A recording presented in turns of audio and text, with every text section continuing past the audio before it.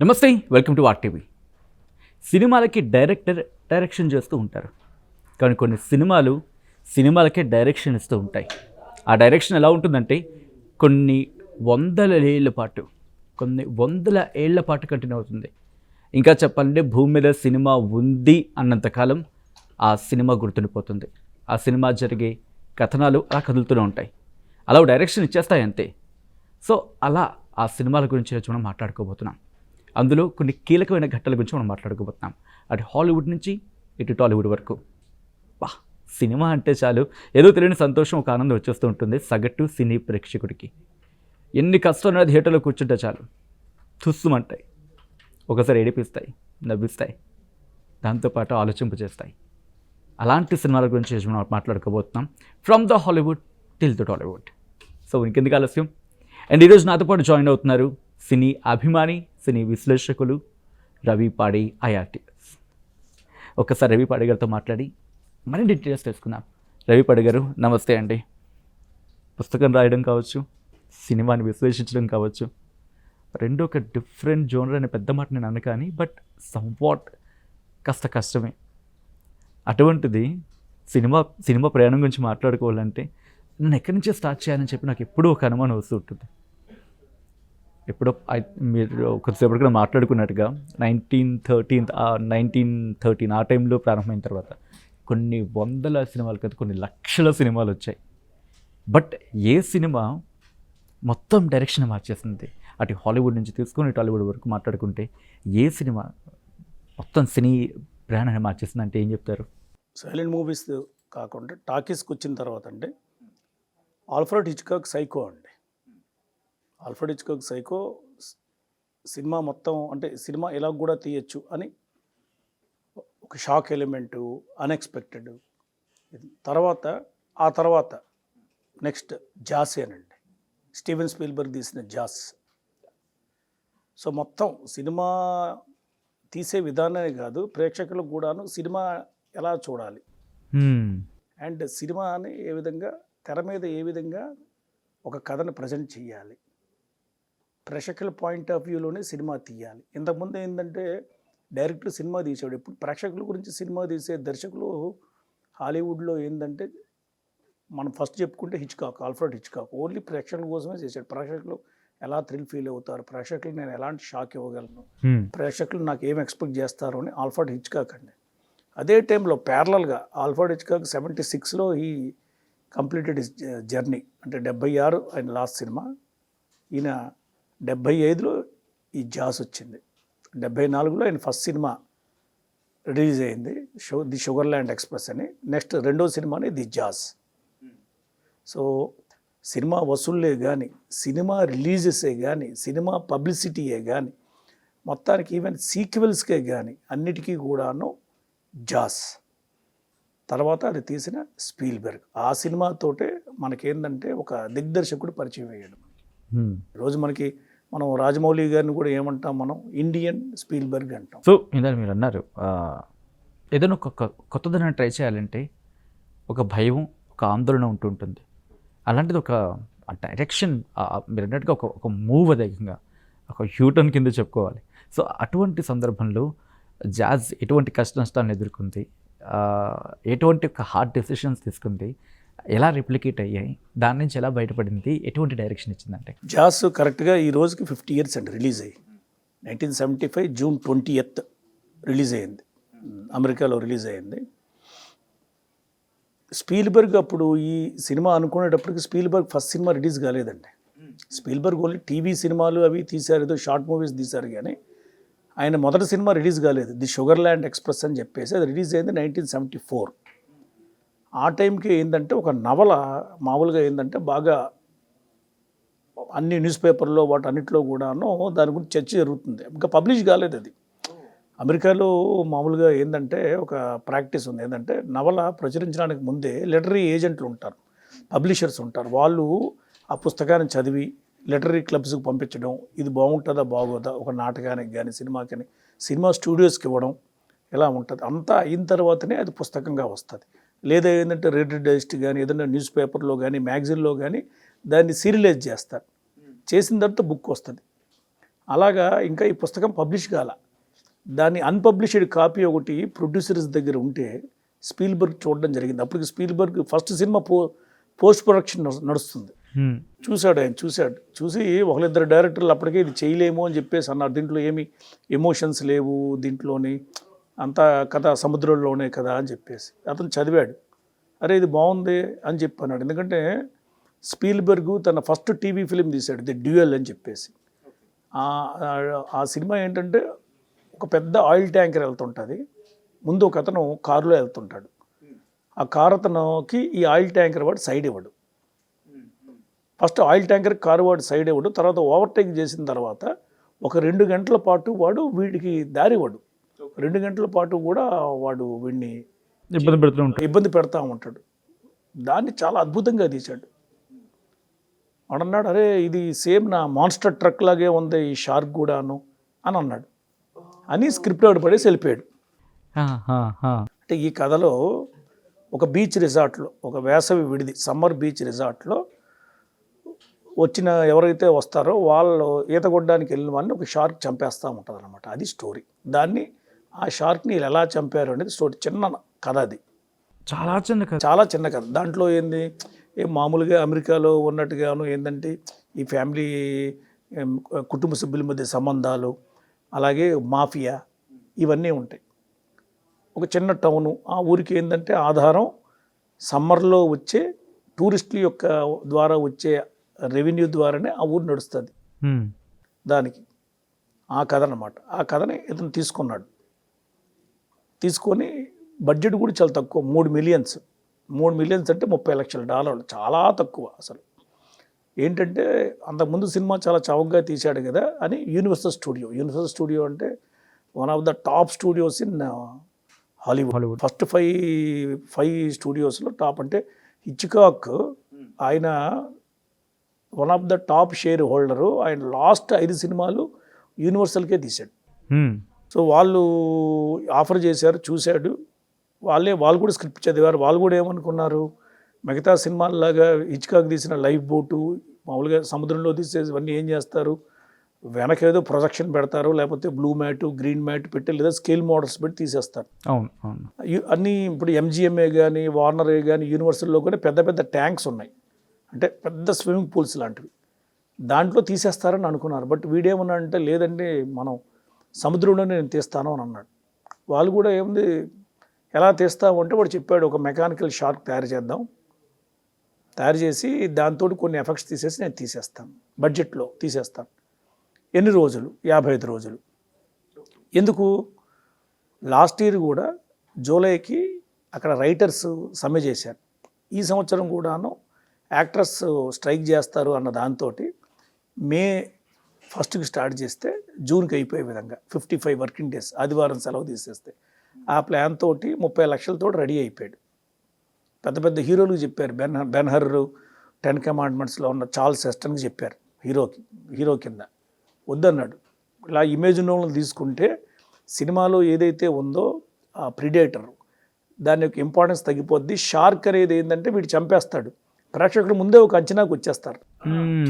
Charles హెస్టనా okay, వాడు ఎర్ర సముద్రాన్ని 2 గాలు చీల్చినవాడు వాడు. సో 10 కమాండ్మెంట్స్లో సో ఇతను ఉన్నాడు అని అంటే ముందుగానే సినిమాలో ప్రేక్షకులందరూ ఏంటి ఇతను చంపేస్తాడు ఆ షార్క్ని అనుకుంటారు. కాబట్టి నాకు అంతగా పేరు లేని వాళ్ళు కావాలి అని పేరు లేని వాళ్ళు తీసుకున్నాడు సినిమాకి. ఓకే. సముద్రం ఒక చిన్న ఐలాండ్ ఐడెంటిఫై చేశారు. కథలో ఏంటంటే ఒక యామిటీ అని ఒక ఐలాండ్ ఉంటుంది. అది ఏంటంటే ఇట్ ఈస్ ఏ ఇమాజినేటరీ. యామిటీ అనే ఒక ఐలాండ్ ఎక్కడా లేదు. సో ఆ విధంగా ఉన్న ఒక చిన్నది, అంటే షూటింగ్ ఎటువంటి ఇబ్బంది లేకుండా ప్రశాంతంగా చేసుకుని ఒక చిన్న ఊరికి వెళ్ళారు. ఆ ఊర్లో వాళ్ళందరూ కూడా ఆ సినిమాలో యాక్ట్ చేశారు. అంటే వాళ్ళకున్న లిమిటెడ్ బడ్జెట్లో ఆ 30 లక్షల బడ్జెట్లో ఏంటంటే సగం ఈ షార్క్స్ తయారు చేయడానికే అయిపోయింది. సొరచేపలు తయారు చేయడానికి 3 సొరచేపలు తయారు చేశారు 25 ఫీట్. అది డిజ్నీ స్టూడియోలో మామూలుగా డిజ్నీ వాళ్ళది అమ్యూజ్మెంట్ పార్క్ ఉన్నది కదా, ఆ అమ్యూజ్మెంట్ పార్క్లో మీరు మామూలుగా ఒక ఈ మిక్కీ మౌసు, ఈ డొనాల్డ్ డక్ ఇవన్నీ కూడాను మామూలుగా ఏంటంటే అక్కడ లైవ్ పనిచేస్తూ ఉంటాయి. ఆ మెకానికల్ ఎఫెక్ట్స్ ఏవైతే ఉన్నాయో అవి ఇచ్చే హెడ్ ఆఫ్ ద డిపార్ట్మెంట్ ఆయన పట్టుకున్నారు. పట్టుకొని ఆయనకి చెప్పారు, మాకు ఈ సినిమాకి మాకు ఒక 3 ఈ ఎఫెక్ట్స్ ఇవ్వాలట. నోరు తెరిసినట్టు, కళ్ళు తిప్పినట్టు, వెనక ఫిన్ను టెయిలు కదిపినట్టుగా మాకు ఎఫెక్ట్స్ కావాలి అని చెప్పి ఒక 3 తయారు చేశారు. 25 ఫీట్ తయారు చేయించారు. బీచ్ ఒక మార్తాస్ వైన్యార్డ్ అని చెప్పేసి మెసాచ్యూసెట్స్లో ఒక స్మాల్ ఐలాండ్ ఉంటే అక్కడికి వెళ్ళిపోయారు. Okay. That is I think east Coast అనుకుంటాను, అమెరికాకి. అక్కడికి వెళ్ళిపోయారు షూటింగ్. వెళ్ళిపోయారు. కెమెరా అంతా అప్పుడే కొత్తగా కెమెరా వచ్చింది, సినీఫ్లెక్స్ అని ఒక కొత్త కెమెరా వచ్చింది. ఓకే. సో ఆ కెమెరా పెట్టుకున్నారు. Story simple story. ఒక ఊర్లో ఏంటంటే జూలై 4th అమెరికా స్వాతంత్ర దినోత్సవం.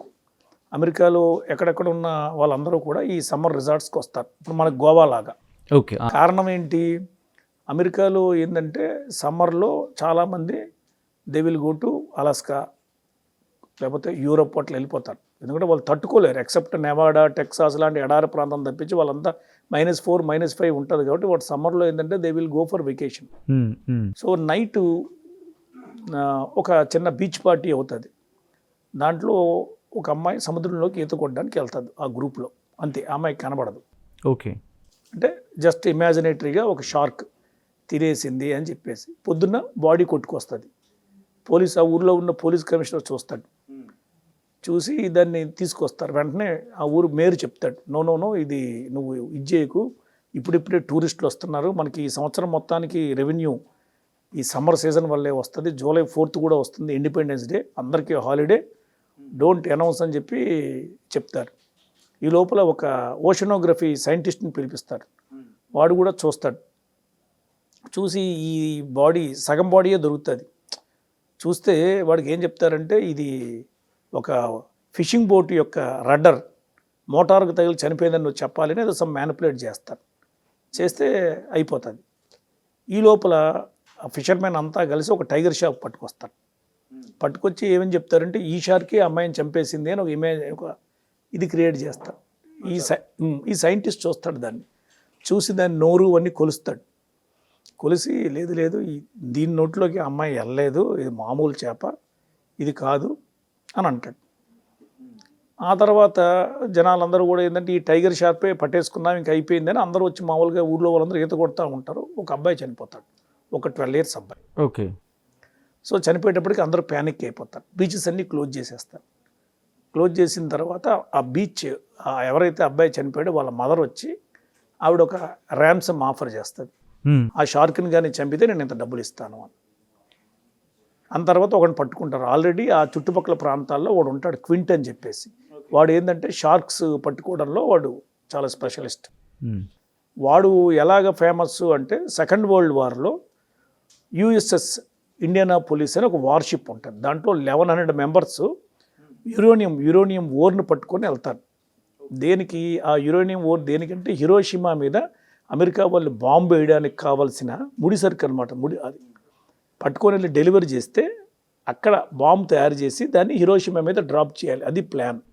దాంట్లో ఏం చేస్తారంటే జాపనీస్ ఆ వార్షిప్ని హిట్ చేస్తారు. ఓకే. చేస్తే 1100 మెంబర్స్ ఉన్న షిప్ సింక్ అయిపోద్ది. ఓన్లీ 300 people సర్వైవ్ అవుతారు. 300 people కూడా ఏంటంటే ఒక 4-5 రోజులు వాటర్లోనే ఉంటారు.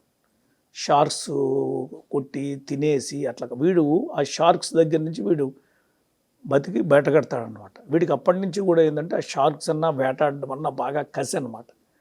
వాడిని పట్టుకొస్తారు వేటాడడానికి. ఈ పోలీస్ కమిషనరు, ఈ సైంటిస్టు, వీళ్ళు ముగ్గురు వెళ్తారు సముద్రం లోపలికి ఒక చిన్న బోట్ వేసుకొని. ఈ లోపల వీళ్ళు స్పీల్బర్గ్ తను తీసుకొచ్చిన మెకానికల్ షార్క్ ఏదైతే ఉన్నదో కరెక్ట్గా అది షూటింగ్లో ఫెయిల్ అయిపోతుంది. ఎందుకంటే వీళ్ళు తయారు చేసింది ఫ్రెష్ వాటర్లో మంచినీటిలో టెస్ట్ చేశారు దాన్ని. బట్ ఉప్పు నీటిలో దాని డెన్సిటీ వేరు, మిషన్ పనిచేసేది వేరు. అండర్ గ్రౌండ్లో చిన్న ట్రాలీ పెట్టి మనుషులు ఉంటారు, వాళ్ళు డ్రైవ్ చేస్తూ ఉంటుంటే ఒక కన్సోల్లో దాన్ని నోరు తెరిసినట్టుగా కట్టే ఎఫెక్ట్స్ అనమాట. అదేమైపోయింది, సముద్రం నీటిలో కిందకి వెళ్ళిపోయింది, మునిగిపోయింది. ప్లస్ ఏంటంటే ఆ మెకానిక్స్ అవి పనిచేయడం ఇదైపోయింది. ఇంకా సినిమా గాన్ అని అనుకున్నారు, అయిపోయింది. ఇంకా అదే హీరోగా అనుకుని అదే మెయిన్ అన్నప్పుడు గాన్ అండి. ఈ లోపల ఏంటి, సినిమా షూటింగ్ అవుతుందంటే చుట్టుపక్కల వాళ్ళందరూ వచ్చేసి యాక్చువల్గా సముద్రం మొత్తం అంతా కూడా ప్రశాంతంగా ఉన్నట్టు చూపించి సముద్రం కింద ఏదో జరుగుతుంది, సముద్రం కింద ఏదో ఉన్నది అన్న ఒక ఫీల్ ఇవ్వాలి. బట్ ఏంటంటే ఈ వచ్చిన టూరిస్టులు వాళ్ళందరూ కూడా బోటింగ్ వేసుకోవడం, ఫిషర్మ్యాన్ వాళ్ళందరూ కూడా వచ్చేయడం, దానివల్ల ఏంటంటే షూటింగ్కి ఎప్పటికప్పుడు ఆటంకం. ప్లస్ సముద్రము ఆకాశం కలిసినట్టుగా హారిజన్ పాయింట్ ఉంటుంది కదా, మనం హారిజన్ అంటాం. ఆ టైంలో సూర్యోదయం సూర్యాస్తమయం షాట్ తీసి అదొక షాట్. అవన్నీ కూడా పాపం కుదరలేదు.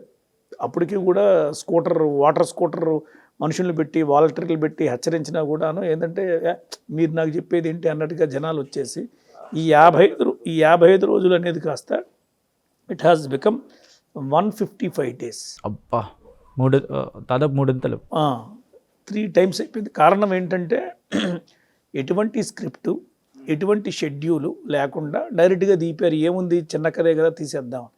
వీళ్ళకి వచ్చిన అవాంతరాలకి వాటికి ఏంటంటే అలా పోస్ట్ అంటే రాత్రి షూటింగ్ అయితే మరుసటి రోజు సినిమా షూటింగ్ ఉందా, డైరెక్టర్ మీద ఉంచుతారా తీసేస్తారా అన్న దాంట్లో నడిచింది ప్రతిరోజు కూడా. కానీ స్టూడియో ఎవరైతే ఉన్నారో హెడ్, అతనికి అతని మీద బాగా నమ్మకం. యు గో హెడ్, ఏదైనా కూడాను ఇంతవరకు వచ్చాం కదా సినిమా తీద్దాము అన్నట్టుగా సినిమా మొత్తం అంతా కూడా తీసేశారు. అయిపోయింది. వెనక్కి వెళ్ళిపోయిన తర్వాత ఎంజిఎం స్టూడియోలో కొన్ని షాట్స్, వాళ్ళు యూనివర్సల్ స్టూడియోలో కొన్ని షాట్స్ తీశారు. ఒక 4 వారాలు తీశారు. సినిమా ఎడిటింగ్ అయిపోయింది. సినిమా ఎడిటింగ్ కూడాను ఒక లేడీ ఎడిటర్. మామూలుగా ఏంటంటే అమెరికాలో మామూలుగా చాలా వరకు ఎడిటర్స్ అందరూ కూడా జెంట్స్, జార్జ్ టొమెస్ అని వీళ్ళందరూ కూడా. ఈ సినిమాకి ఒక లేడీని పట్టుకొచ్చారు, వెర్నా ఫీల్డ్స్ అని చెప్పేసి. ఆవిడ ఏ రోజుకి ఆ రోజు ఫుటేజ్ చూసుకోవడము అది ఆవిడ చాలా బ్రహ్మాండమైన ఎడిటింగ్ చేసింది ఆవిడ. ఆ సినిమా ఎడిట్ చేసి అప్పటికే ఎల్సిడ్ అని ఒక సినిమా వచ్చింది, చార్ల్స్ హెస్టన్ పెట్టి. ఆ సినిమాకి అసిస్టెంట్ ఎడిటర్ చేసింది. మంచి పేరు వచ్చింది ఆవిడకి. కాకపోతే ఎవరు కూడా ఆవిడకి స్వతంత్రంగా ఇండిపెండెంట్గా ఎడిటింగ్కి అవకాశం ఇవ్వాల, ఆ లేడీ అని చెప్పేసి. ఆవిడ ఎడిటింగ్ చేసింది దానికి. కెమెరామెన్ వాడు ఎంత బాగా అంటే అంతవరకు కూడా this is the first movie అండి. సముద్రంలో తీసిన ఫస్ట్ మూవీ ఇది. సముద్రంలో రియల్గా వెళ్ళిపోయి మామూలుగా వాటర్ ట్యాంక్ పెట్టేసి దాంట్లో కరెంట్స్ వచ్చే విధంగా ఒక మోటార్ పెడితే ఇట్లా అలలు వస్తాయి. అట్లా మామూలుగా మ్యాచ్ షాట్స్ ఎడిటింగ్లో ఆ ఎఫెక్ట్ చూపించేసేవాళ్ళు కౌంటర్ షాట్స్ తోటి గట్ట. కానీ నిజంగా సముద్రంలో తీసిన ఏకైక సినిమా ఇది. దాంట్లో వాడు కెమెరా మొత్తం అంతా కూడా ఏదో క్రేన్లోనో లేకపోతే ఇలా కాదండి, మొత్తం అంతా కూడా భుజం మీద పెట్టుకుని తీశాడు కెమెరామెన్ ఎవరైతే ఉన్నారు బెన్ బట్లర్. మొత్తం అంతా కూడా భుజం మీద పెట్టుకుని తీశాడు, మొత్తం ఆల్ ఎఫెక్ట్స్. ఒక బోటు కెమెరా మోయడం సినీఫ్లెక్స్ అని చెప్పేసి అప్పుడే కొత్తగా వచ్చిందండి. సముద్రం మీద నీటి మీద పంట ఉంటుంది చూస్తుంటారు కదా, బార్జ్ అంట. ఒక బార్జ్ వేసి బార్జ్ మీద మొత్తం ఎక్విప్మెంట్ వేసి దాని మీద ఉంటాడు. ఒక షిప్, ఒక సెకండ్ హ్యాండ్ షిప్ కొని అలాంటిదే ఇంకొకటి ఫైబర్ బోర్డ్ తయారు చేసి లాస్ట్లో ముంచేయడానికి చేసుకొని సింపుల్గా మొత్తం అంతా కూడా తయారు చేసి పెట్టుకున్నారు వాళ్ళు. అయిపోయింది, ఎడిటింగ్ చేసేసారు, సినిమా వచ్చింది. ఇంక దాని మీద మ్యూజిక్ వేయలేదు, వేయకుండా చూశారు, మామూలుగా చూశారు. చూసిన తర్వాత మ్యూజిక్ జాన్ విలియమ్స్కి ఇచ్చారు. ఇప్పుడు జాన్ విలియమ్స్ అంటే ఇప్పుడు 54 సార్లు 55 సార్లు ఆస్కార్కి నామినేట్ అయిన మ్యూజిక్ డైరెక్టర్. ఇప్పుడు లెజెండరీ, హాలీవుడ్లోనే కదా భారతదేశంలోనే ప్రపంచంలోనే లెజెండరీ మ్యూజిక్ డైరెక్టర్ ఎవరు అని అంటే జాన్ విలియమ్స్. మీకు ఈటీ కానీ జాస్ కానీ you name any movie theme John Williams Spielberg యొక్క ఫస్ట్ మూవీకి కూడా ఆయన మ్యూజిక్ డైరెక్టర్. ఆయనకి సినిమా ఇచ్చారు. ఇచ్చిన తర్వాత ఆయన మ్యూజిక్ బడ్జెట్ మీకు తక్కువ కదా, ఆ బడ్జెట్కి తగ్గ మ్యూజిక్ చేశారు. అది చాలామంది ఏంటంటే అప్పటికే స్టీరియో వచ్చేసింది కానీ మోనోలో చేశారు. జాస్ ఇప్పుడు వచ్చిందంతా కూడా ఏంటంటే that is what you call, అదంతా కూడా కన్వర్ట్ చేసి స్టీరియోలోకి, డాల్బీస్, అట్మాస్లోకి ఇప్పుడు వచ్చింది. బట్ ఒరిజినల్గా సినిమా 75లో రిలీజ్ అయినప్పుడు ఇట్ ఈజ్ ఓన్లీ మోనో చేసి ఎడిటింగ్ అయిన తర్వాత అమెరికాలో ఒక ప్రచారం. అమెరికాలో మామూలుగా ఒక ప్రాక్టీస్ ఏంటంటే ఏదైనా సినిమా మామూలుగా విడుదలకు ముందు ఏం చేస్తారంటే ఒక చిన్న చిన్న పట్టణాల్లో ఏం చేస్తారంటే డబల్ బిల్ కింద, దానికి పోస్టర్ కూడా ఉండదు, ఒక టికెట్ కొంటే 2 సినిమాలు ఉంటాయి మామూలుగా. దాని కింద ఏం చేస్తారంటే డబల్ బిల్ కింద కొన్ని చిన్న పట్టణాల్లో ఈ సినిమా వేసి చూపించారు మార్చిలో. మీరు అంటూ నాకు ఇక్కడ మార్కెట్ వస్తుంది. ఇప్పుడు ఏదైనా ఒక సినిమాకి మేము వెళ్ళాలనుకుంటే ఇప్పుడంటే మొబైల్ వచ్చేస్తుంది, రేటింగ్స్ చూసుకుంటాం, సినిమా ఎలా ఉంది, ఒక రివ్యూస్ చూస్తాం, రేటింగ్స్ చూసుకుంటాం, ఓకే సినిమాకి రేటింగ్ ఫలానా రేటింగ్ ఉందంటే ఓకే అప్పుడు వెళ్తాం. అప్పట్లో ఎలా ఉండేదండి? నిజంగా అప్పుడు కూడా రేటింగ్లు ఉండేవి. అంటే నాకు తెలిసిన చిన్నప్పుడు మా వాళ్ళు సినిమా తీసుకెళ్లాలంటే భుజం మీద పట్టుకున్న సినిమా పేరు బాగుందని చెప్పి నలుగురు మాట్లాడుకుంటే అప్పట్లో కూడా న్యూయార్క్ టైమ్స్ వీటిలో కూడాను రివ్యూలు అవి వచ్చేవండి. రివ్యూలు బాగా ఇన్ఫ్లుయెన్స్ చేసేవి. ఒక సినిమా నిలబెట్టాలంటే రివ్యూస్ అప్పుడైనా ఇప్పుడైనా కూడా న్యూస్ పేపర్. ఇప్పుడు ఏంటంటే డిజిటల్ వచ్చిన తర్వాత ఇంకా సినిమా థియేటర్లో ఉండగానే రివ్యూలు వచ్చేస్తున్నాయి మీకు. అప్పుడు ఏంటంటే సినిమా ముందు మామూలుగా ఏంటంటే ప్రెస్ వాళ్ళకి పిలిచి ఒక షో వేసేవారండి. దట్స్ ఎ పార్ట్ ఆఫ్ ఏంటంటే సినిమాని ఇది చేయడానికి, జనాలు ప్రాపగాండా జనాల లోపలికి తీసుకెళ్ళడానికి మరి ఏవో కొన్ని సినిమాలు హిచ్కాక్ లాంటి వాళ్ళు మాత్రం వేసేవాళ్ళు కాదు. ఎందుకంటే హిచ్కాక్కి ఆయనకి తను తీసిన ప్రోడక్ట్ మీద తనకి నమ్మకం, ప్రేక్షకుల మీద ఇంకా ఎక్కువ నమ్మకం. సో ముందే బయటకు రివీల్ అయిపోతుంది. నేను ఎప్పుడు కూడా ఇట్లా ప్రివ్యూస్ కూడా చాలా సినిమాలు ప్రివ్యూలు లేవు. ఉన్నా కూడా లిమిటెడ్లో ఓన్లీ స్టూడియో వాళ్ళకి, డిస్ట్రిబ్యూటర్స్ వాళ్ళకే కానీ never allowed any news paper వాళ్ళు కానీ ఎనీ రిపోర్టర్స్ కానీ చాలా వరకు సినిమాలు ఆయన రానివ్వలేదు. ఈ సినిమాకి ఒక 2 ఊర్లో వేసి చూసిన తర్వాత మంచి స్పందన వచ్చింది.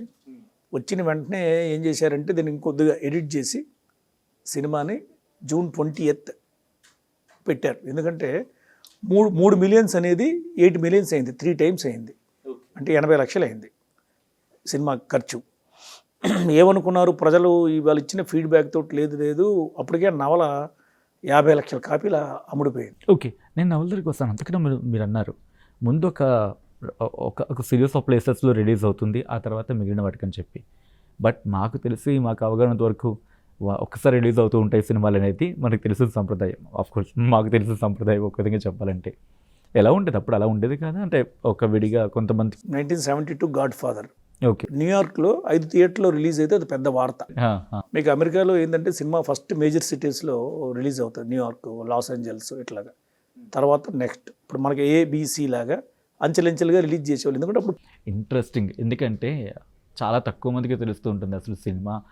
మనకు తెలిసి అందరూ ఏమనుకుంటాం, ఒకసారి రిలీజ్ అయిపోతూ ఉంటుంది, మనం చూసేస్తూ ఉంటాం చెప్పి. నో, సినిమా ఎవల్యూషన్ మామూలుగా ఏం జరగలేదు. It has its own history.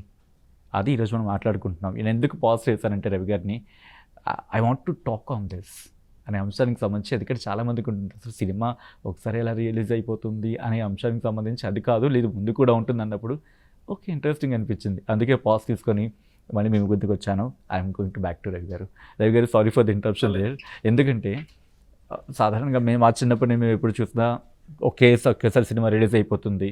50 రోజులు, 100 రోజులు, 150 రోజులు, 350 రోజులు, 365 రోజులు, ఇంకా కంటిన్యూటీలో వెళ్తే ఐ థింక్ 400 రోజులు, 400 రోజులు మేబీ నేను విన్నది అంతే. ఐ డోంట్ దాని బియాండ్ గురించి. బట్ ఎలా ఉండేది స్టార్టింగ్? మీరు అన్నట్టు అప్పట్లో జాజ్ గురించి కావచ్చు, లేకపోతే ఆ టైంలో ఎలా ఉండేది? సినిమాస్ అప్పుడు ఏంటంటే రీల్స్ కదండి. రీల్ అనేది ఏంటంటే చాలా ఎక్స్పెన్సివ్.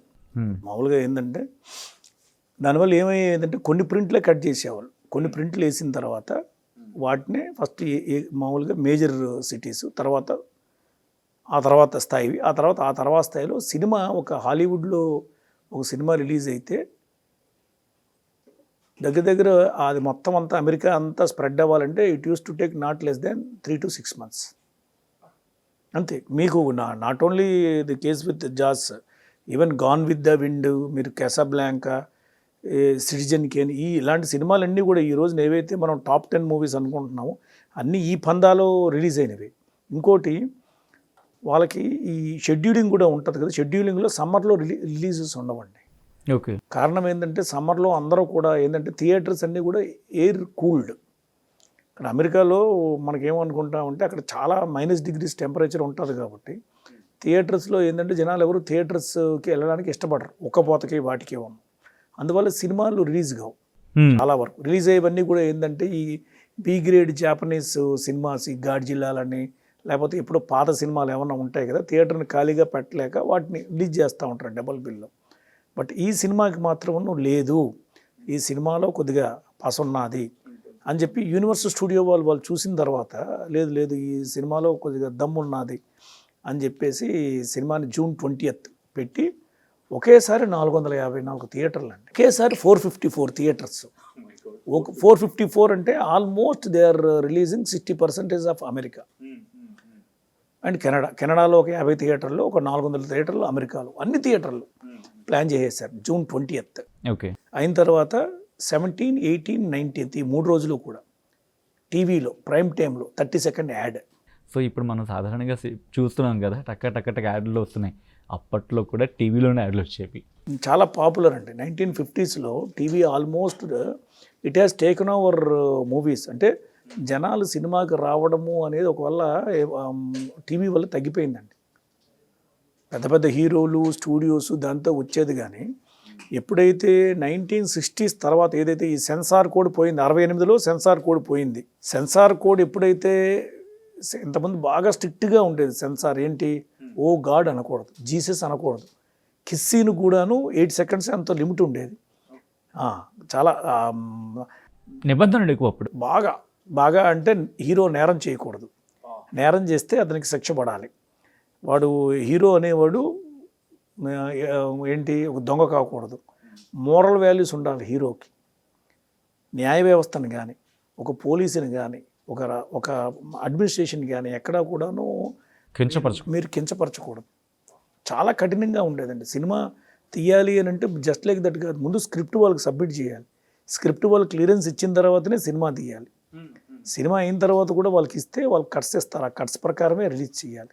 ఎటువంటి పొలిటికల్ స్టేట్మెంట్స్ ఉండకూడదు, వేరే దేశాలకు సంబంధించి ఏవి చేయకూడదు.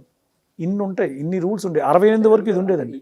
ఇంతటి మార్పు రావాలంటే ఎక్కడ ఒక చిన్న రెవల్యూషన్లో ఒక చిన్న ఇష్యూ ట్రిగ్గర్ అయి ఉండాలి. ఏం జరిగింది? ఎందుకంటే సాధారణంగా బాబు మాకు సినిమాలు ఇలాగైతే చేయలేమని ఊరుకుంటే మారే వ్యవస్థ కాదు అది, ప్రపంచంలో ఎక్కడైనా సరే. అక్కడ ఎటువంటి రెవల్యూషన్ ఈ మార్పుకి కారణం? యాక్చువల్గా మీరు కరెక్ట్ పాయింట్ అడిగారు. ఏంటంటే అమెరికాలో ఎలా ఉండేదంటే 1948 వరకు, 48లో ఒక సుప్రీంకోర్టు, అమెరికన్ సుప్రీంకోర్టు ఒక సంచలనాత్మక తీర్పు ఇచ్చింది. అంతవరకు 5 స్టూడియోస్ ఉండేవి. Universal, MGM, Warner, 20th Century Fox, RKO. ఈ 5 కూడా మేజర్. మీరు ఏ సినిమాను తీసుకోండి, బెన్హర్ తీసుకోండి, 10 Commandments తీసుకోండి, క్యాసాబ్లాంకా తీసుకోండి, you name any movie, top grossing కానీ ఆర్ ఆల్ టైమ్ గ్రేట్, ఈ 5 స్టూడియోస్ నుంచే వచ్చాయి. ఏ ఆర్టిస్ట్ అయినా కూడా కాంట్రాక్ట్లోనే ఉండాలి. ఈ cannot be independent. Contract system ఉండేది, స్టూడియోకి అటాచ్ అయ్యి ఉంటారు. అలాగే థియేటర్స్ అన్నీ కూడాను స్టూడియో కంట్రోల్లో ఉండేవి, ఇండిపెండెంట్ థియేటర్స్ ఉండేవి కాదు. ఓకే. ఇండిపెండెంట్ థియేటర్ కానీ ఉంటే స్టూడియో వాడి దాక్షిణ్యాల మీదనే సినిమాలు రిలీజ్ అయ్యేవి. సో స్టూడియో వాళ్ళు యొక్క కంట్రోల్లో ఉండేది. వాళ్ళు సినిమా తీస్తే వాళ్ళకి ఈ థియేటర్లు మావే, దీంట్లో ఆడుతాయి అని ఒక ఇది ఉండేది, నమ్మకం ఉండేది, కంట్రోల్ ఉండేది. 48లో ఏముందంటే నో ఇది మోనోపోలీ. సో స్టూడియోస్ అందరూ కూడా ఈ సినిమా అంటే నచ్చినా నచ్చకపోయినా సినిమా దాంట్లో ఆడడం అని అంటే వాళ్ళకు ఒక చాయిస్ ఉంది కదండి. అదేమైందంటే ఆఖరికి ఈ 1948 సుప్రీంకోర్టు తీర్పుతోటి స్టూడియోస్ అనేవి ఏంటంటే సినిమా థియేటర్ కంట్రోల్ నుంచి బయటకు వచ్చేసి అదొకటి. ఆ తర్వాత 50sలో టీవీ, తర్వాత ఈ హేస్ కోడ్ ఏదైతే సెన్సార్ కోడ్ ఉందో, ఈ సెన్సార్ కోడ్ నిబంధనలు ఏవైతే సడలించేటప్పటికి తర్వాత ఇండిపెండెంట్ డైరెక్టర్స్ వచ్చారు. ఫ్రాన్సిస్ ఫోర్డ్ కోపోలా, వీళ్ళందరూ ఇప్పుడు గాడ్ ఫాదర్ తీసిన అతను, సినిమాలు కూడా easy rider, Boney and Clyde, కొత్తగా ఇవి వచ్చేటప్పటికి ఏంటంటే ఇండిపెండెంట్ డైరెక్టర్ బట్టి కూడా సినిమాలు రావడం స్టార్ట్ అయింది. అంతకుముందు స్టూడియో ఉండేది పేరు, డైరెక్టర్కి ఇంత ఫ్రీడమ్ ఉండేది కాదు. డైరెక్టర్ కథ, డైరెక్టర్ కాస్టింగ్ అతందే, డైరెక్టర్కే కథ సెలెక్షన్ స్టార్ట్ అయ్యి అప్పటికే లవ్ స్టోరీ వచ్చింది 1970లో, 72లో గాడ్ ఫాదర్ వచ్చింది, ది స్టింగ్ వచ్చింది 1973లో. ఇట్లా ఒక చిన్న ఎవల్యూషన్ అన్నమాట. సినిమా ఏంటంటే సెన్సార్ కోడ్ నుంచి బయటపడి రేటింగ్ వచ్చింది. ఇప్పుడు 6 మనం చూస్తున్నాం కదా, 6 PG ఈ రేటింగ్స్ వచ్చాయి. అప్పట్లో రేటింగ్ ఎలా ఉంటుంది అంటే ఇలాగ ఇప్పుడంటే మాకు ఒక 5కి 2.53 ఈ టైప్ ఆఫ్ రేటింగ్. ఈ నేను చెప్పేది సెన్సార్ గ్రేడింగ్ అండి. సెన్సార్ గ్రేడింగ్ ఇచ్చేది వాళ్ళు ఏంటంటే R అంటే వైలెన్స్ ఇది కానీ ఉంటే సెన్సార్ రేటింగ్ R ఇచ్చేది. మామూలుగా PG పేరెంటల్ గైడెన్స్ దాంట్లో అలా ఇచ్చుకుంటూ ఉండేది. Parental guidance up to 15 PG అట్లా మామూలుగా గ్రేడింగ్ ఇచ్చుకుంటూ ఉండేది. ఈ సినిమాకి వచ్చేటప్పటికి 3 రోజులు మీ టీవీ 3 మెయిన్ ఛానల్స్ ఉండేవి, ABC, NBC. ఈ 3 ఛానల్స్లో కూడా 3 నెట్వర్క్ల్లో కూడాను 30 సెకండ్స్ ప్రైమ్ టైం. నావల్ ఏంటంటే అసలు ఫస్ట్ నావలే, డెబ్యూట్ నావలే 44 వీక్స్ న్యూయార్క్ టైమ్స్లో టాప్లో ఉంది లిటరరీ లిస్ట్లో. బా 50 ల్యాక్ కాపీస్ అంటే మీరు ఆలోచించండి. బా కాపీస్ అమ్ముడే ఏంటంటే ఎక్కడ చూసినా కూడాను నవల బాగా వెళ్ళిపోయింది జనాల లోపలికి. సినిమా పబ్లిసిటీ, సినిమా రిలీజ్ చేశారు. రిలీజ్ కాగానే ఒక సినిమా గురించి మాట్లాడుకుంటే ఇంత ఉందా అంటే ఒక నవల ఒక సినిమా అంటే తెలుగు సినిమాకి మాట్లాడుకున్న సందర్భంలో అఫ్కోర్స్ సారీ ఇంటరప్ట్ అయినందుకు ఒక కొంతకాలం క్రితం వరకు చూసుకుంటే నవల బేస్ మీద వచ్చిన సినిమాలే ఎక్కువ. నవల రచయితలే డైరెక్టర్లు అయిన సందర్భాలు కూడా చూసాం. సబ్జెక్టుల కరెక్షన్ సందర్భాలు ప్రొడ్యూసర్ కూడా అయ్యారు. సో అంటే ఇది అప్పటి నుంచి ఉంటుంది. ఇప్పుడు బాహుబలి సినిమాకి ఏదైతే మీకు ప్రీ రిలీజ్లో ఒక హైప్ క్రియేట్ చేశారు, సో మెనీ మర్చెండైజ్ ప్రొడక్ట్స్ మీరు చూసుంటారు. మామూలుగా ఒక స్టీలు, టీఎంటీ స్టీల్, ఇంట్లో వాడే టీఎంటీ స్టీల్ దగ్గర నుంచి యూ నేమ్ ఎనీ ప్రోడక్ట్ ఆ సీజన్లో ఉండదు. ప్రతిదీ కూడా బాహుబలి యాడ్తో పాటు వచ్చింది. అంటే ఎక్కడ చూసినా కూడా మీరు ఏ మీడియాలో చూసినా కూడా దీనికి ఆద్యుడు స్పీల్బెర్గ్ ఫర్ జాస్. ఆ సినిమాకి క్రియేట్ ఒక చిన్న డైరెక్టర్. ఫస్ట్ సినిమా కూడా అతను సెకండ్ సినిమా ఇది తీస్తున్నప్పుడు ఫస్ట్ సినిమా రిలీజ్ కాలేదు. అవును. ఈ సినిమా షూటింగ్లో ఆ సినిమా రిలీజ్ అయ్యి ఓకే బాగుంది అన్నది కానీ పెట్టిన డబ్బులు వచ్చాయి కానీ పెద్దగా అది ఇది కాల, కమర్షియల్గా పెద్ద హిట్ కాల. ఓకే బాగుంది అన్నారు, వాళ్ళు పెట్టిన డబ్బులకు కరెక్ట్గా బ్యాలెన్స్ అయింది. బట్ అతని గురించి కూడా పెద్దగా ఎవరికి తెలియదు. ఓకే. సెకండ్ మూవీ ఇది. ఈ సెకండ్ మూవీ యూనివర్సిటీ ఎవరైతే హెడ్ ఉన్నాడో ల్యూ వాజర్మ్యాన్, ఒకప్పుడు ఏజెంటు, హిచ్కాక్కి గురువు, చాలామంది ఆర్టిస్టుల్ని ఎంకరేజ్ చేసిన అతను అన్నాడు లేదు ఈ సినిమా ఆడుతుంది, మ్యాసివ్గా రిలీజ్ చేయండి అన్నాడు. కాగానే మొత్తం అమెరికా, కెనడా కలిపి 454 థియేటర్స్ రిలీజ్ అయింది. రిలీజ్ అయిన వెంటనే ఆ సినిమా యొక్క రెస్పాన్స్ ఇది ప్యాక్డ్ హౌసెస్ ఆడింది. Packed houses and first block buster అంతవరకు అమెరికాలో 100 మిలియన్స్ రిలీజ్ అయిన వెంటనే వసూలు చేసిన ఫస్ట్ సినిమా ఇది. మీరు సినిమా రిలీజ్ అయిన తర్వాత ఒక సంవత్సరంలో 100 మిలియన్స్ రావడం ఉన్నది, లేదా అంటే యూకేలో రిలీజు, లేకపోతే ఏషియాలో రిలీజు, జపాన్లో రిలీజ్ అవ్వడం ఉన్నది. కానీ ఒక్క అమెరికాలోనే 100 మిలియన్ మీరు ఆలోచించండి. 8 మిలియన్స్ పెడితే 100 మిలియన్స్ అప్పట్లో. అండ్ ఓవరాల్గా 450 పైగా మిలియన్స్ పైగా కలెక్షన్ చేసి sorry sir. That is called blockbuster. First blockbuster Hollywood చరిత్రలో first blockbuster and first summer hit. సమ్మర్లో కూడా మనం సినిమా తీయచ్చు అని అందరినీ ఆలోచించేలా చేసింది. సినిమాకి పబ్లిసిటీ చేసి సినిమాని ఈ విధంగా ప్రమోట్ చేస్తే సినిమా ఎలా ఉంటుంది అని ఒక 4 సంవత్సరాల పాటు ఈ సినిమా రిలీజ్ అయిన తర్వాత, అంతకుముందు ఈ జాపనీస్ సినిమాలు మధ్య మధ్యలో రిలీజ్ అవుతుండే, ఈ గాడ్జిల్లా అని అవన్నీ ఇవన్నీ, ఒక 4 సంవత్సరాల పాటు ఈ మాన్స్టర్ సినిమాలు, ఈ హారర్ సినిమాలు అనేవి విడుదల కాలేదంటే దీని యొక్క ఇంపాక్ట్ ఎంత ఉన్నదంటే ఒక 4 years పాటు జాస్ అంతే. సినిమా 4 ఏళ్ళు ఇంపాక్ట్ చూపించిందండి. అదే మనం ఇంట్రడక్షన్లో మాట్లాడుకున్న కొన్ని సినిమాలు ఇంకా డైరెక్షన్ మార్చి పడేసాయి. సినిమాలో స్పీల్బర్గ్ యొక్క గొప్పతనం చెప్పుకుంటే 1:24 సినిమా అయితే, 124 minutes సినిమా అయితే 2 గంటలు 10 నిమిషాలు ఎంతో సినిమా. 1:20 వరకు మీకు షార్క్ కనపడదండి. మీరు పేరేమో ది జాస్, సినిమాలోకి వెళ్తే కనపడదు. జస్ట్ వాటర్లో బ్లడ్ కనబడుతుంది, అంటే దాడి జరిగింది. పైన ప్రశాంతంగా సముద్రం చూపిస్తుంది. 1:20 పాటు జనాలను కూర్చోబెట్టాడు. ఓన్లీ బ్యాక్గ్రౌండ్ మ్యూజిక్లో జాన్ విలియమ్స్ ఓన్లీ 2 notes తోటి, వెస్టర్న్ మ్యూజిక్లో ఈఎఫ్, ఆ మ్యూజిక్ తోటి ఏంటంటే ఏదో వస్తుంది, ఏదో దాడి చేయబోతుంది, ఏదో ప్రమాదం పొంచి ఉంది అన్న ఫీల్ తోటి 80 నిమిషాలు లాగాడు సినిమా. మీకు ఎక్కడ బోరు కొట్టదు. 80 minutes వరకు కూడాను పాయింట్ ఆఫ్ వ్యూ. చాప్ మునిగిపోయింది కదా, దాన్ని ఎలా మేనేజ్ చేయాలి?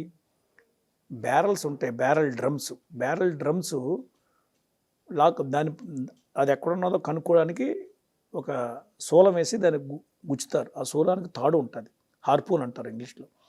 ఆ తాడుకు వెనక ఈ డ్రమ్ములు కడతారు. ఆ డ్రమ్ములు లాక్కుంటూ వెళ్తుంది. అంటే ఏంటంటే ఆ డ్రమ్ములు ఎక్కడుంటే దాని ముందు షార్క్ ఉన్నదని అంచనాకు అనమాట. షార్క్ మునిగిపోయింది కదా, మీకు ఒక షార్ట్లో అది దాన్ని గుచ్చినట్టుగా చూపించి దాన్ని వేరే ఒక బోటుకు పెట్టి లాగి ఆ డ్రమ్స్ని మాత్రమే చూపించి దీని కింద షార్క్ ఉన్నది అని ఒక ఇంపాక్ట్ క్రియేట్ చేశాడు.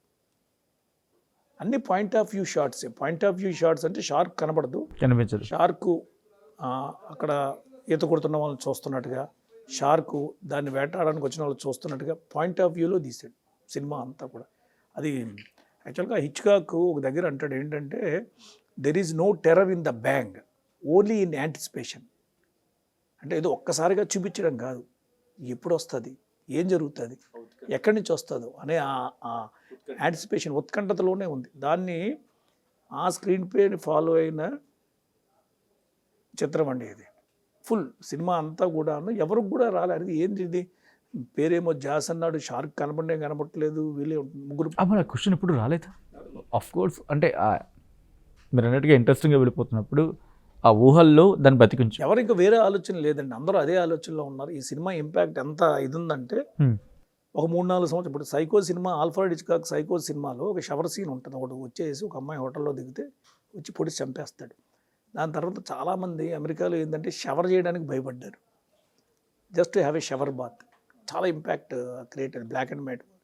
ఈ సినిమా తర్వాత సమ్మర్ రిసార్ట్స్కి వెళ్ళడానికి, సమ్మర్ రిసార్ట్స్కి వెళ్ళినా కూడా ఈత కొట్టడానికి ఎవరు ఏదో సన్ బాత్ చేసి వచ్చేయడమే కానీ ఈత కొట్టడానికి భయపడ్డారు. ఇంకా చెప్పాలంటే స్విమ్మింగ్ పూల్లో దిగడానికి కూడా భయపడ్డారు. సార్ స్విమ్మింగ్ పూల్లోకి ఏమొస్తుంది చెప్పండి, అంత ఇంపాక్ట్ క్రియేట్ చేసింది. ఆ తర్వాత ఈ సముద్ర చరాలు ఇట్లాంటి ఈ ప్రిడేటర్స్ మీద అంటే పిరానా అని ఒక సినిమా వచ్చింది, అలాగే అలిగేటర్ అంటే మొసలి మీద, ఇలాగేందంటే వేరు వీటి మీద జలచరాలు అంటే ఆక్వాటిక్ యానిమల్స్ మీద దీని ఇన్ఫ్లుయెన్స్ తర్వాత చాలా సినిమాలు వచ్చాయి. తర్వాత జాస్ 2 వచ్చింది, జాస్ 3D వచ్చింది. కానీ మీరు అన్నట్టుగా సినిమాకున్న ఆ గాఢత అంటే ఒకటి కానీ సక్సెస్ అయితే ఆ సక్సెస్ ఫార్ములా నుంచి కొన్ని సీక్వెల్స్ వచ్చేస్తాయి. హాలీవుడ్లోనే కాదు ప్రపంచంలోనే ఈ ట్రెండ్ ఉన్నది. బట్ ఏంటంటే ఇప్పుడు గాడ్ ఫాదర్ ఉందనుకోండి, గాడ్ ఫాదర్ 1, 2, 3 3 కూడాను కొపోలోనే తీశాడు. ఓకే, సామాన్యంగా సీక్వెల్స్ కూడా వాళ్ళే తీస్తారు, కానీ తను తీయలేదు, స్పీల్బర్గ్ తీయలేదు. ప్లస్ ఆ 2, 3, 4 నవల్లో కూడా పీటర్ బ్లెంచి రాయలేదు. రాయకపోయినా రాయల్టీ వచ్చింది అతనికి. కండిషన్ ఏంటంటే పేరు వాడుకుంటాం జాస్ అని, దానికి నావల్టీ వచ్చింది. ఆయన కథ రాయలేదు, కథ ఎవరో రాశారు, స్పీల్బర్గ్ దర్శకత్వం వహించలేదు.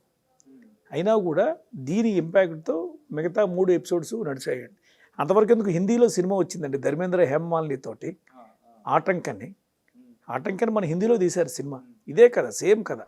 కాకపోతే మన వాళ్ళ అలవాటు ప్రకారం చిన్న రొమాన్స్ సీను ఉన్నట్టు అది పెట్టి తీశారు. దానికి famous story writer, screen play రచయిత సచిన్ భౌమిక్ రాశాడు. ఆటంక్ సినిమా 96లో వచ్చింది సినిమా. సో ప్రపంచవ్యాప్తంగా కూడాను ముందు స్పీల్బర్గ్ని మనకు పరిచయం చేసింది. ఆ తర్వాతనే close encounter of the third kind, Jurassic park, the ET, మన ఏంటిది షిండ్లర్స్ లిస్ట్, మనం చూస్తున్న ఇవన్నీ ఇన్ని వచ్చినాయి సినిమాలు. బట్ ఒక డైరెక్టర్, అరే స్పీల్బర్గ్ అనే ఒక డైరెక్టర్ ఉన్నాడు అని చెప్పి ప్రపంచానికి ఒక కొత్త దర్శకుడిని పరిచయం చేసింది మనకి. అక్కడి నుంచి కాస్త మళ్ళీ మన భారతదేశానికి వచ్చేస్తున్నాను. ఇక్కడ మన దగ్గర ఎవల్యూషన్ ఎలా ఉండేది? ఎందుకంటే మన గురించి మాట్లాడుకున్న సందర్భంలో ఒక సినిమా గురించి మాట్లాడితే ముందుగా హీరో గురించి మాట్లాడుకుంటాం, ఆ తర్వాత డైరెక్టర్ గురించి మాట్లాడుకున్న సందర్భాలు, కొన్ని సందర్భాలు నిమోహం పట్టు కింద మాట్లాడుకోవచ్చు. సో ఇక్కడ ఎవల్యూషన్ ఎలా స్టార్ట్ అయింది? మన ఇండియాకి వచ్చినప్పుడు, మన భారతదేశానికి వచ్చినప్పుడు హాలీవుడ్ ఇంపాక్ట్ ఏమైనా ఉండిందా, లేకపోతే ఆల్రెడీ మనకు నాటకాలు ఉన్నాయి కాబట్టి ఆ నాటక ప్రస్థానమే లీడ్ చేస్తుంది అనుకోవాలి? ఆఫ్ కోర్స్ నాటక ప్రస్థానం కూడా లీడ్ చేస్తుండొచ్చు. స్టార్టింగ్లో ఉండి సినిమా మన ఇండియాలో పుట్టినప్పటి నుంచి కూడా అన్నీ కూడా నాటకాలేనండి. అన్ని నాటకాలు లేదా పురాణాలు, రంగస్థలాలు. ఆల్మోస్ట్ మీకు 70s వరకు కూడాను మీకు విదరింగ్ హైట్స్ అని ఒక ఇంగ్లీష్ నావల్ ఉందండి. అది 5 సార్లు వచ్చింది హిందీలో. మీకు అంటే హీరో మారుతాడు, దర్శకుడు మారుతాడు, కథనంలో కొద్దిగా తేడాతోటి. మీకంతా మీరు చూడండి, ఇప్పుడు దేవదాస్ ఉన్నది, మన తెలుగు సినిమాలు చూసుకున్నారు, హిందీ సినిమాలు చూసుకోండి, ఏవైనా కూడా కథే. ఏదో ఒక చిన్న నవల కథ ఏదో ఒకటి తీసుకొని రాశారు. ఓనుగా కథ రాయించుకొని సినిమాలు తీయించుకున్న దర్శకులు ఎవరన్నా ఉన్నారు అని అంటే రాజ్ కపూర్, దేవానంద్, వాళ్ళు ఎక్సెప్ట్ గైడ్ ఒకటి, దేవానంద్ గారి గైడ్ ఒకటి తప్పించి మిగతావన్నీ కూడా వేరేగా వాళ్ళు కథలు రాయించుకొని, ఎందుకంటే వాళ్ళు క్రియేటివ్ జీనియస్. రాజ్ కపూర్ ఉన్నాడంటే రాజ్ కపూర్కి కేఏ అబ్బాస్ ఉన్నాడు. కేఏ అబ్బాస్ రాసిన నవలలు కథలే, బాబీ కానీ మీరు ఆవారా కానీ ఈ నేమ్ జిస్ మే గంగా అన్నీ కూడాను వాళ్ళు రాసిన కథలే.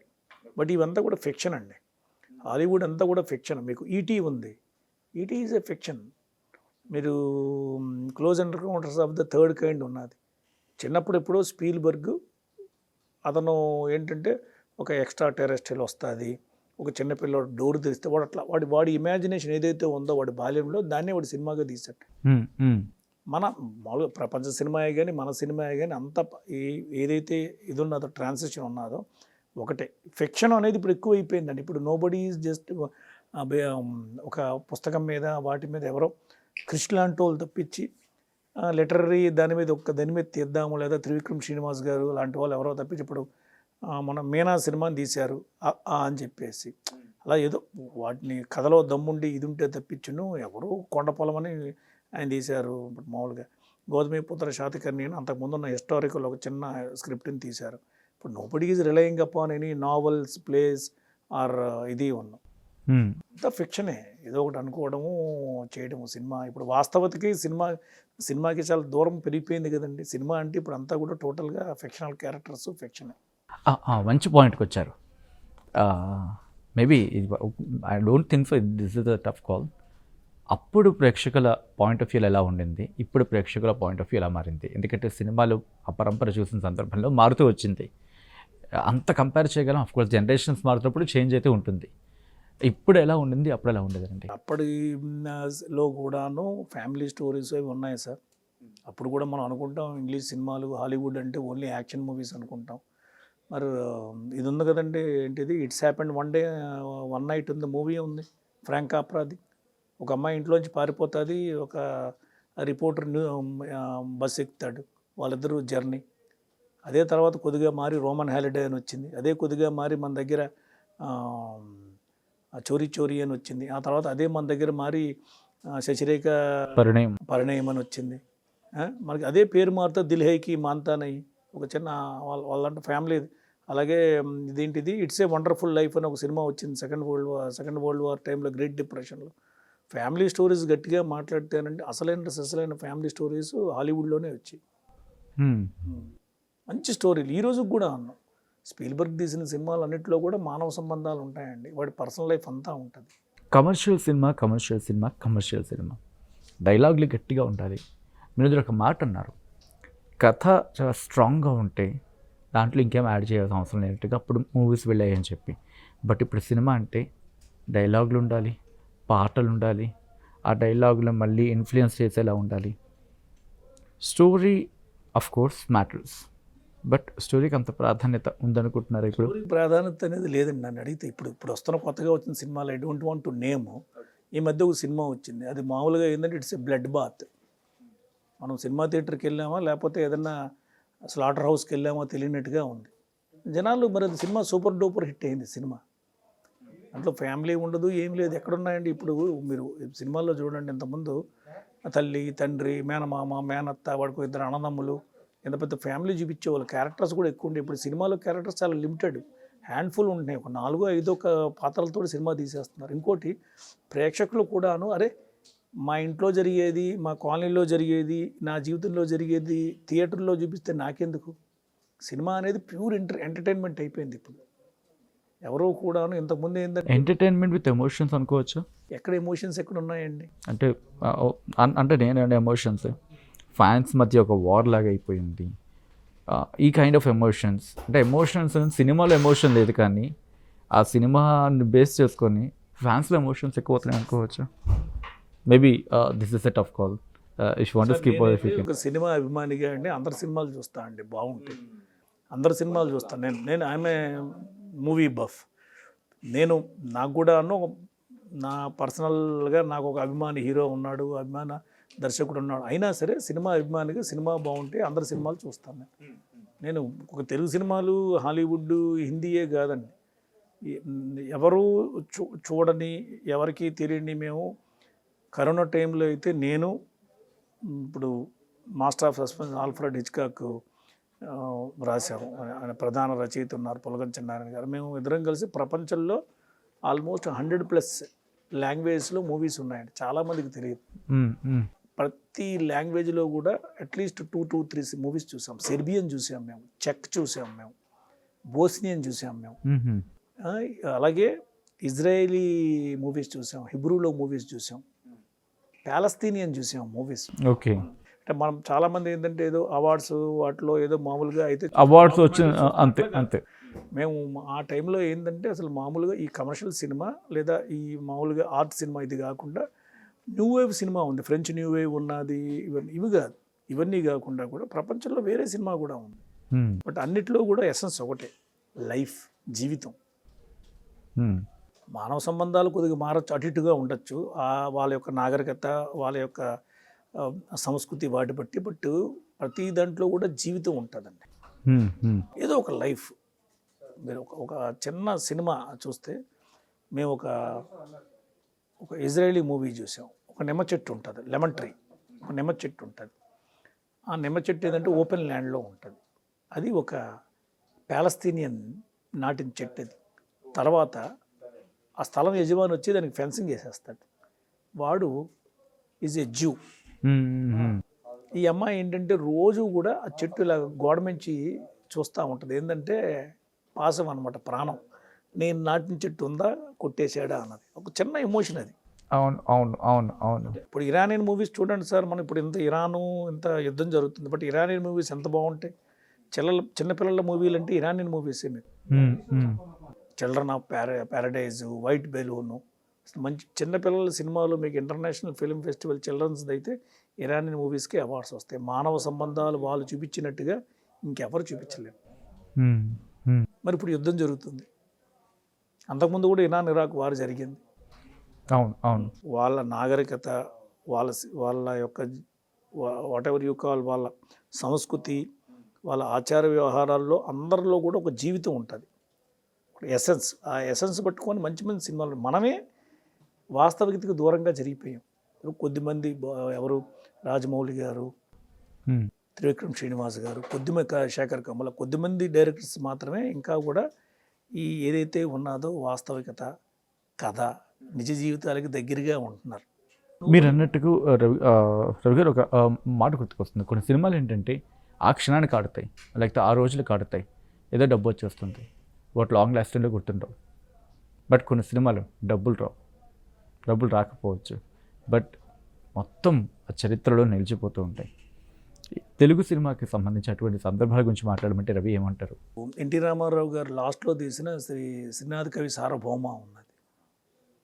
అదంటే అది చాలా గొప్ప ప్రయత్నం అండి. ఆయన రామారావు గారు ఆయన ఉద్దేశపూర్వకంగా అది డబ్బుల కోసం తీయలేదండి, ఆయన ఆత్మసంతృప్తి కోసం తీశారు సినిమా. మీరు ఇప్పటికైనా చూడండి, శ్రీనాథుడి మీద సినిమా లేదండి, ఎక్కడో ఒక పాత్రలో అలా కనబడి వెళ్ళిపోతాడు, భక్త పోతనలో వాటిలో. పూర్తి స్థాయి సినిమా అండి. అది ఒక 20 సంవత్సరాల ముందుగానే వచ్చి ఉంటే అది ఇంకొక పాతాళ భైరవి, మాయాబజార్, ఈ విధంగా అది ఒక క్లాసిక్, గుండమ్మ కథ, చాలా ఎక్స్ట్రాడినరీ. అంటే సినిమా బాగుంటుంది. బాపు రమణులు తీయడం ఒకటి, ఎన్టీ రామారావు గారు నటించడం, చాలా ఉన్నాయి సార్. అట్లాగా ఆడని సినిమాలు ఏంటంటే ప్రేక్షకుల అభిరుచి మారిపోతూ ఉంటుంది. కొన్ని అంటే ఆ టైంలో రిలీజ్ అవ్వాల్సిన సినిమాలు కావి, అంటే ఎప్పుడో రావాల్సిన సినిమాలు కొద్దిగా ముందుగా వచ్చేస్తాయి. రావడం వల్ల కొన్ని సినిమాలు ఆడలేదు. ఇప్పుడు మీకు చక్రం ఉంది, కృష్ణవంశీ చక్రం, చాలా బాగుంటుంది సినిమా అది. బట్ ఇప్పుడు వచ్చుంటే బాగా ఆడేది. అప్పటికి ఏంటంటే కొద్దిగా నేను ఇక్కడ వస్తున్నాను ఇక్కడికి. మొన్న ఒక ఇంటర్వ్యూ చూస్తున్న సందర్భంలో, మొన్న జస్ట్ ఒక మేబీ ఒక 2-3 years ఈ మధ్యలోనే కొన్ని సినిమాల గురించి ప్రస్తావన వచ్చింది. అవి అప్పటి అంటే వాళ్ళు ఒక ఫ్యూచర్ని ఆలోచించి అప్పుడే తీశారని చెప్పి, అదొక బ్లిస్ అనుకోవాలా, లేకపోతే అదొక ఏమనాలో అర్థం కాదు. అది శాపం అనుకోవాలా, వరం అనుకోవాలా?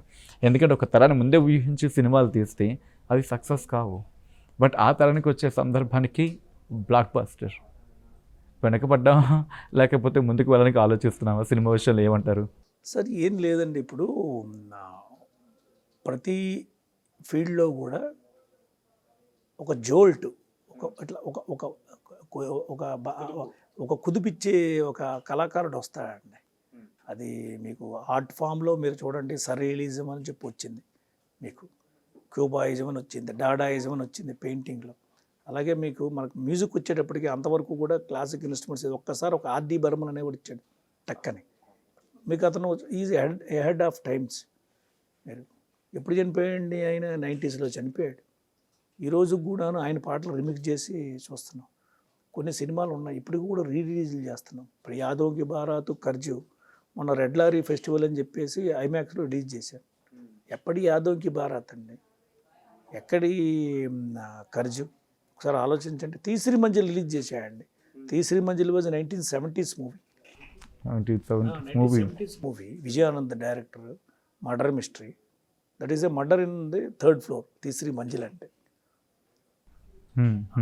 అవి ఎందుకు ఆడుతున్నాయండి? అవి సినిమా వాడు ఏంటంటే చాలా ముందుగా ఆలోచించి ముందుగా నెక్స్ట్ జనరేషన్ సినిమాలు అవి. ఇక్కడ నాలాంటి వాడికి వచ్చారు మనం ఏంటంటే డైరెక్టర్స్ చాలా ఎక్కువ ముందుకెళ్ళి ఆలోచిస్తున్నారా, లేకపోతే ప్రేక్షకుడిని అక్కడ వరకు తీసుకెళ్ళలేకపోతున్నారా? ఇప్పుడు కూడా కొత్త నీరు అనేది వచ్చి పాత నీరు ఎప్పుడు కూడా కొత్త నీరు వచ్చిందంటే పాత నీరు వెళ్ళాల్సిందే. ఇప్పుడు రామ్ గోపాల్ వర్మ గారు వచ్చారు 90sలో. శివ సినిమా అనేది మనకు ఒక కల్చరల్ షాక్. అవును అవును. మీకు ఆ స్టడీ క్యామ్ ఏంటి, ఆ మూమెంట్స్ ఏంటి, అదంతా కూడా అన్నాం. అంతవరకు హీరో అంటే కామ్ గాను సాఫ్ట్ గాను ఈ కైండ్ ఆఫ్, అంటే ఒక కాలేజీలో సినిమా తీసేయచ్చు, కాలేజీలో ఒక ఇద్దరు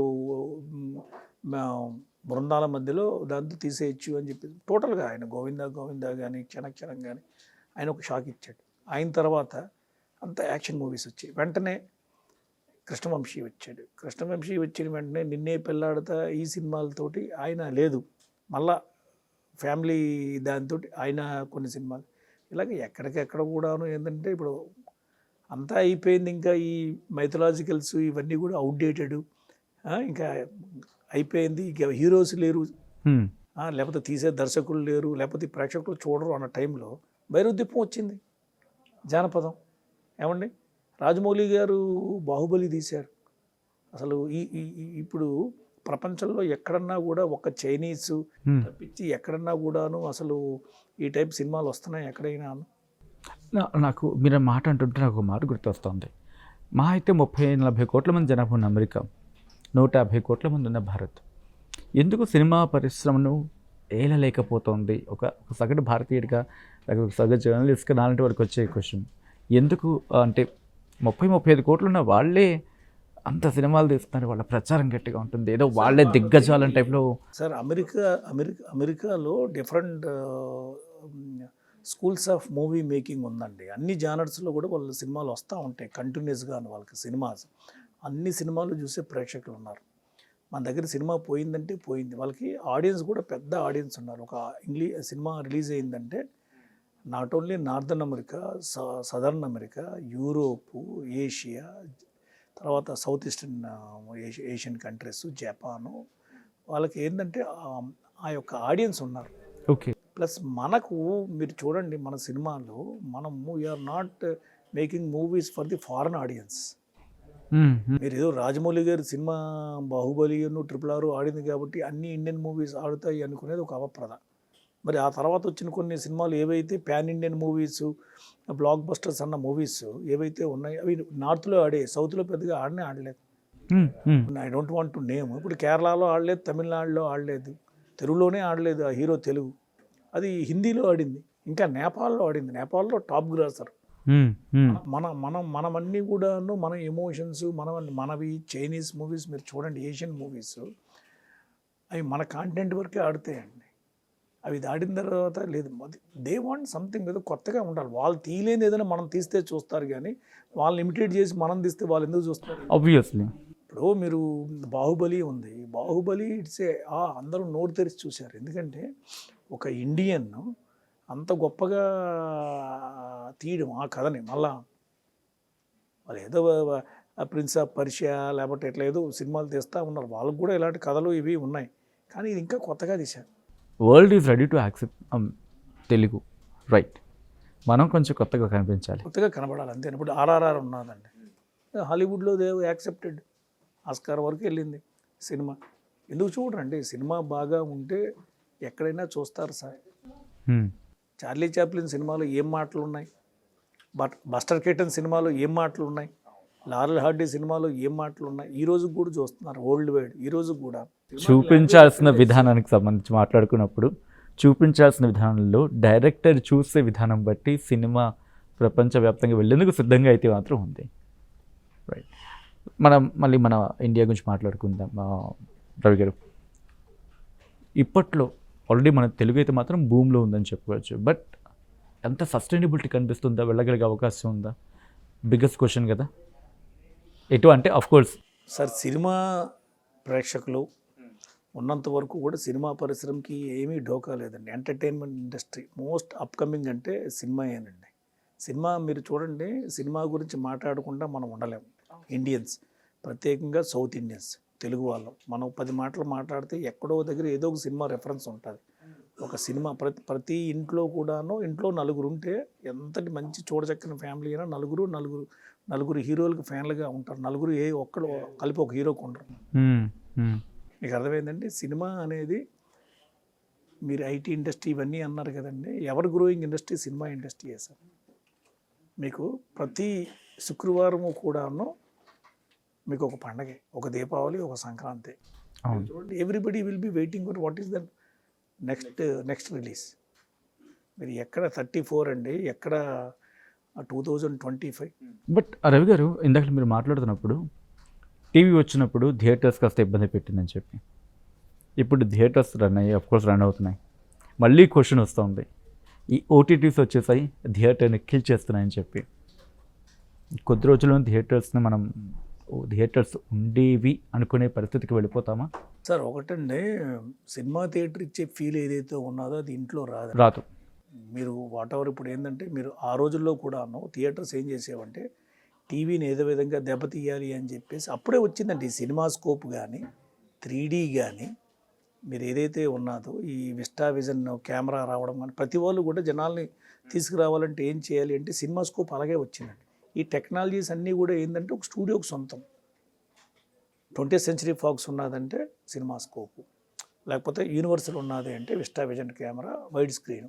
ఇట్లాగా ప్రతి వాళ్ళు కూడాను జనాల్ని ఆకర్షించడానికి ఏదో ఒక టెక్నాలజీ తీసుకొచ్చారు సార్. ఇప్పుడు డాల్బీ విజన్ ఉంది, డాల్బీ అట్మాస్ ఉంది, 4K ఉన్నది.